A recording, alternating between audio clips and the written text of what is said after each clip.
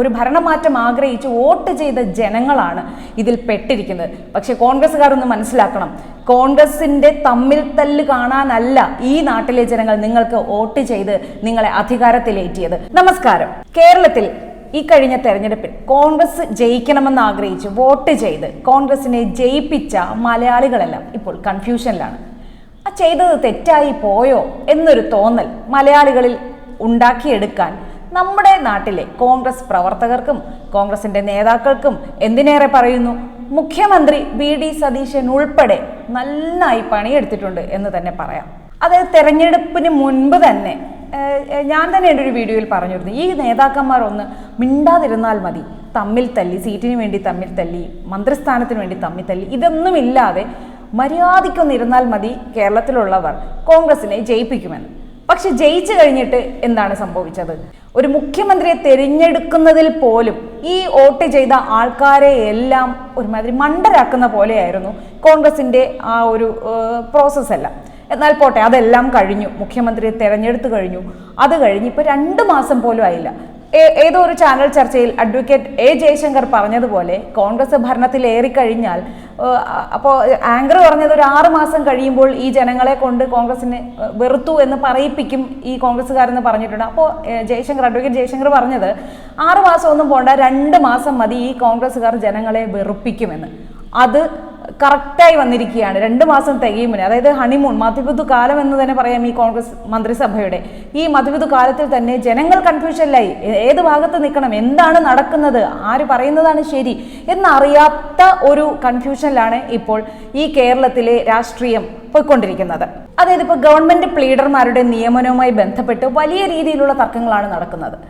ഇപ്പോൾ KSU നേതാക്കന്മാർ ആര് എന്ന് പോലും ജനങ്ങൾക്ക് അറിയാൻ പാടില്ലാത്തൊരു കാലമായിരുന്നു ഈ കഴിഞ്ഞ നാളുകളിലെല്ലാം. പൊതുവെ ജനങ്ങൾ പറയും SFIക്കാരെന്ന് പറയുമ്പോൾ, അല്ലെങ്കിൽ DYFIക്കാർ, ഇവരൊക്കെ പറയുമ്പോൾ അവർക്കൊരു ആൾക്കാരെ ഭയത്തോടെ കാണുന്ന ഒരു നിലവാരമാണ് അവർക്കുണ്ടായിരുന്നത്. പക്ഷേ KSUക്കാരെന്ന് പറഞ്ഞാൽ അയ്യോ പാവങ്ങൾ, ഒന്നും അറിയില്ല എന്നൊരു ആർക്കും അറിയ പോലും ഇല്ലായിരിക്കും ആരൊക്കെയാ KSU നേതാക്കൾ.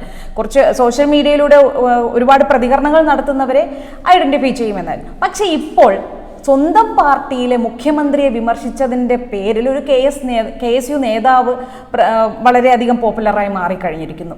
അപ്പോൾ ഈ പാർട്ടിയും മന്ത്രിസഭയും രണ്ടും 2 തട്ടിലാണോ എന്ന് ജനങ്ങൾ ആലോചിച്ചു തുടങ്ങി. ഇപ്പോൾ തന്നെ പല ട്രോളുകളും ഇറങ്ങിയിട്ടുണ്ട്. കാരണം വർഷങ്ങൾക്ക് മുൻപ് ഇപ്പോൾ മുഖ്യമന്ത്രിയായിരിക്കുന്ന വി.ഡി. സതീശൻ മുൻപ് പറഞ്ഞ ചില വാക്യങ്ങൾ തന്നെ ഇപ്പോൾ സോഷ്യൽ മീഡിയയിൽ ആൾക്കാർ ഒരുപാട് പേര് ഷെയർ ചെയ്ത് കാണുന്നുണ്ട്. അതായത് പാർട്ടിയും ഭരിക്കുന്ന മന്ത്രിസഭയും തമ്മിലുള്ള ഒരു ബന്ധത്തെക്കുറിച്ചൊക്കെ അദ്ദേഹം പറഞ്ഞത് ഇപ്പോൾ വീണ്ടും ശ്രദ്ധ നേടുകയാണ്.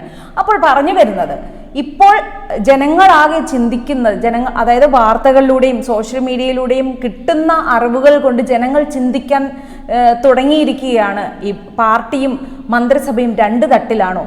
പിന്നെ മറ്റൊരു കാര്യം, ഈ ഒരു മന്ത്രിസഭയിൽ, അത് മുഖ്യമന്ത്രി വി.ഡി. സതീശൻ എവിടെ വിമർശിക്കപ്പെട്ടാലും, അദ്ദേഹത്തിനെതിരെ എന്ത് ആക്രമണം ഉണ്ടായാലും ക്രൂശിക്കപ്പെടുന്നത് KC വേണുഗോപാൽ തന്നെയാണ്.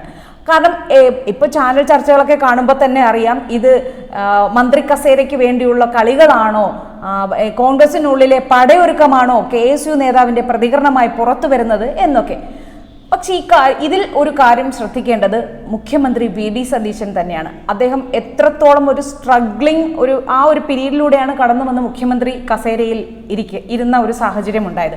അപ്പോൾ വളരെ സുതാര്യമായി തന്നെ കാര്യങ്ങൾ കൈകാര്യം ചെയ്തില്ല എങ്കിൽ അദ്ദേഹത്തിനെതിരെയുള്ള ആക്രമണം പാർട്ടിക്കുള്ളിൽ നിന്ന് തന്നെ ഉണ്ടാകുമെന്ന കാര്യത്തിൽ യാതൊരു തർക്കവുമില്ല.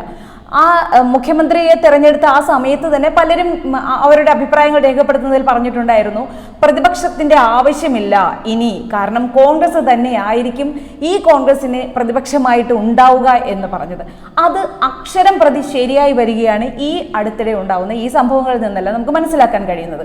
അപ്പോൾ വി.ഡി. സതീശൻ എന്ന മുഖ്യമന്ത്രിയെ വിശ്വസിച്ച ഒരുപാട് മലയാളികളുണ്ട്. കാരണം അദ്ദേഹത്തിന്റെ ദീർഘദർശനത്തോടുകൂടിയുള്ള പല പ്രസ്താവനകളും, അതായത് കേരളത്തെ എങ്ങനെ മുന്നോട്ട് നയിക്കണം, യുവജനങ്ങൾക്ക് എങ്ങനെ തൊഴിൽ സാധ്യതകൾ തുറന്നു കൊടുക്കണം, അങ്ങനെ തുടങ്ങി കേരളത്തെ പുരോഗതിയിലേക്ക് നയിക്കുന്ന രീതിയിൽ വളരെ പോസിറ്റീവായിട്ടുള്ള ഒരുപാട് കാര്യങ്ങൾ അദ്ദേഹം ജനങ്ങളോട് പങ്കുവച്ചിരുന്നു. അപ്പോൾ അതെല്ലാം ഇനി നടത്താൻ കഴിയുമോ ഇല്ലയോ, കോൺഗ്രസിനുള്ളിൽ തന്നെ ഒരു എതിർചേരി രൂപപ്പെടുകയാണോ, അതോ അദ്ദേഹം അഴിമതിയിലേക്ക് മുങ്ങുകയാണോ എന്നൊക്കെ തോന്നുന്ന രീതിയിൽ സോഷ്യൽ മീഡിയയിലും മറ്റു ചാനലുകളിലും വാർത്താ മാധ്യമങ്ങളിൽ ഉൾപ്പെടെ ഇത്തരത്തിലുള്ള ഒരു നരേഷൻ ഇപ്പോൾ നടക്കുന്നുണ്ട്.